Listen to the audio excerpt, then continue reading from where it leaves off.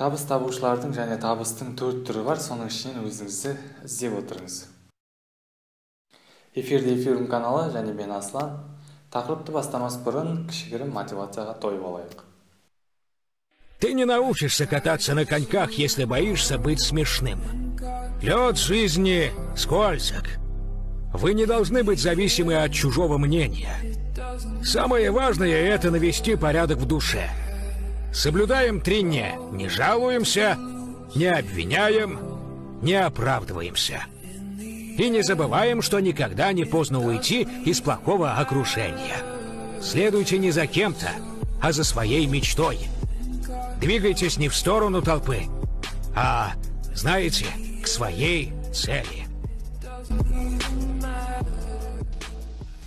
Осы және осы секілді мотивациялық видеоларды көрген кезде, оны жай ғана өткізіп жіберетін шығарсыз. Жаңағы видеоны да солай өткізіп жіберді деген ойдамын.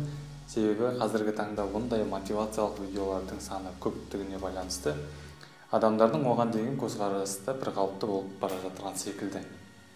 Ендеше жаңағы айтқан табыс табушылардың және табыстың 4 түрін, негізгі 4 түрін айта кетейін. Бірінші түрі, яғни ол жалдамалы түрде жұмыс жасау. Сіз оқисыз, жоғарғы оқу орнына түсесіз, белгілі бір мамандықтан дипломын алып жұмысқа орналасатын боласыз. Яғни сіз өзіңіздің жоғарыда басшылардың құзырында және олардың қарамағында жұмыс жасайтын боласыз. Қысқасын айтқанда, солардың қас-қабағына қарап, солардың қалтасын қампитуға деген жұмыстарды атқаратын боларсыз. Бастығыңыздың, басшылардың міндеті сізге жұмыс тауып беру және сол арқылы ақша табу. Сіздің міндетіңіз сол тауып берген жұмысты жасап, өзіңіздің айлық табысыңызды тауып күніңізді көру болып саналады. Яғни бұл бірінші түрі жалдамалы түрде біреуге жұмыс жасау. Мысалға, дәрігерді ала кетейік, яғни ол оқу орнына түседі, жоғары оқу орнын медициналық біліммен аяқтап, дипломын алып, өзінің мамандығымен жұмысқа орналасатын болады. Яғни жекеменшік клиникаларға немесе емханаға жұмысқа орналасады. Яғни оның өзінің басшылары болады, оны басқаратын. Бұл біздің тұрғыда алғанда бірінші топқа жататын дәрігер болып саналады. Табыс табудың екінші түрін айта кететін болсақ, ол өз-өзіне жұмыс жасау. Өзінің аты айтып тұрғандай, адам өзі жұмысшы, өзі бастық, ақшаны табатын, ол өзі болып саналады. Өз-өзіне жұмыс жасау. Жаңағы мысалымызда айта кеткен дәрігерді ала кететін болсақ, ол дәрігер өзінің жасап жатқан жеріне кішкене бір өзгеріс енгізгісі келіп, тәжірибе жинау арқылы белгілі бір уақытта ол өзінің ойын өзгертуі мүмкін. Себебі алға жылжу керек, өміріне кішкене болса да өзгерістер енгізу керек. Ол дәрігер не істейді? Өзінің жасап жатқан жұмысына шығып, бөлек жеке клиника немесе бір жерді жалдау арқылы өзінің қызметін пациенттерге, клиенттерге ұсына бастайды. Бұл яғни ол жердің өзі басшысы да өзі және ол жердің қызметкері де, дәрігер де өзі болып саналады. Бұл бізде екінші табыс көзі, өз-өзіне қызмет көрсету арқылы табыс табу. Үшінші табыс табу түрін айта кететін болсам, бұл бизнес. Яғни қарамағында бір немесе бірнеше жұмысшылар бар, қызметкерлері бар және солар арқылы ақша табатын адам. Жаңағы дәрігерді ала кететін болсақ, ол дәрігер өзінің пациенттерінің, клиенттерінің көбеюіне байланысты және де өзінің физикалық тұрғыда ол пациенттерге қызмет көрсете алмайтындығын білгеннен кейін, ол қасына немесе қарамағына бір немесе бірнеше медициналық білімі бар қызметкерлерді жалдайтын болады. Яғни бұл бізде үшінші табыс табу түрі және үшінші топтағы табыс табушылардың түріне жататын болады. Төртінші табыс табу түрін айтатын болса, бұл инвестиция. Қысқасын айтқанда, ақшадан ақша жасау. Бұл жерде сіздің ақша табуыңызға, табыс табуыңызға қарамағыңызда қызметкерлер немесе жұмысшылар, жалдамалы жұмыс жасайтын адамдар емес, сізге өзіңіздің ақшаңыз ақша тауып береді. Бұл топтағы бірінші, екінші, үшінші топтағы адамдардың барлығы түсе алады.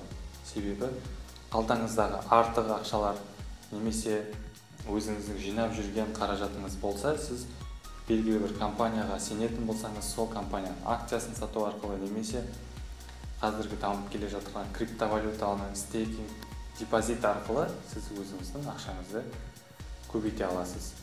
Мысалға ала кетейік, депозит қазіргі кезде кең қолданылатын ақшаны көбейту жолы. Ақшаңызды депозитке саласыз, қандай да бір уақытта белгілі бір мөлшермен ақшаңызды көбейтіп аласыз. Одан бөлек тағы да басқа жолдары бар.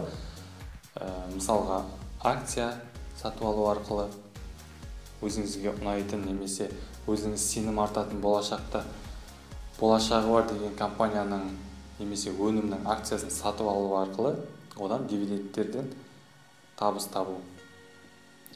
Тағы бір түрі өзіңіздің ақшаңызды ақша жасауға бере тұрасыз. Қазір көп қолданылатын тағы бір түрі бұл валютаны сатып алу. Өзіңіздің теңгеңізді долларға немесе евроға басқа да шетелдік валюталарға айырбастау арқылы және де ол валюталардың теңгеге шаққандағы бағасы белгілі бір уақытта өскеннен кейін оны қайтадан теңгеге айырбастау арқылы сіз ақшаңызды көбейте аласыз. Мінекей, инвестиция жолы ақшадан ақша жасау жолы. Сонымен қорытындылай кетейік, бірінші топта жалдамалы жұмысшылар, яғни біреудің қарамағында жүріп табыс табушылар. Екінші өзіне қызмет көрсетушілер, өзі жұмыс жасап, өзіне табыс табу. Үшінші бизнесмендер. Бизнес. Бұл қарамағында бір немесе бірнеше қызметкері бар, және солардың жұмыс жасау арқылы табыс табатын адамдар. Және сол табыс табудың жолы. Төртінші инвестиция жасау арқылы, яғни ақшадан ақша жасау. Мен ойлаймын, болашақта адамдардың барлығы үшінші, төртінші топтағы адамдарға қатарына қосылады деген ойдамын. Ол үшін бір, екінші топтағы адамдарға сәл де болса қозғалыс, өзгеріс өміріне енгізу керек.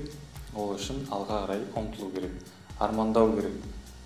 Алға мақсат қою арқылы сол топтағы адамдардың қатарына қосылуға ұмтылу керек. Соған мен сенемін. Өзіңе сен, өзіңді алып шығар, ақыл мен қайратың екі жақтап дейді.